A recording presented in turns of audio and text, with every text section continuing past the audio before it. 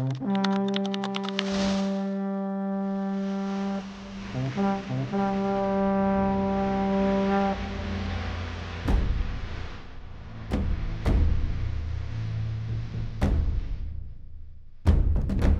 កម៉ែនេះពីដើមឡើយគឺពុកម៉ែទៅរកប្រកបរបរនេសាទបាទទៅរកត្រីបាទទៅតាមប្រសាសន៍របស់សម្ដេចមហាវរធិបតីណាតែចង់ឲ្យជីវភាពពុកម៉ែបងប្អូនប្រសើរឡើងចង់ឲ្យពុកម៉ែហ្នឹងមានជំរឿនផ្សេងទៀតនៅក្នុងជីវិត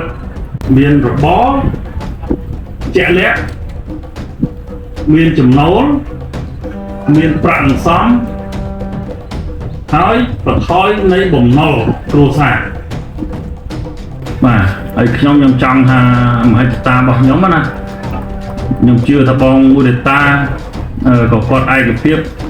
ខាង ADB បងមួយបងខើគុំមួយបងភូមិស្ថានក៏ហាក់ឯកទៀតយើងសុខចិត្តថាចេះហ្មងសហគមន៍នេសាទទាំងអស់មួយឆ្នេរធ្វើឲ្យ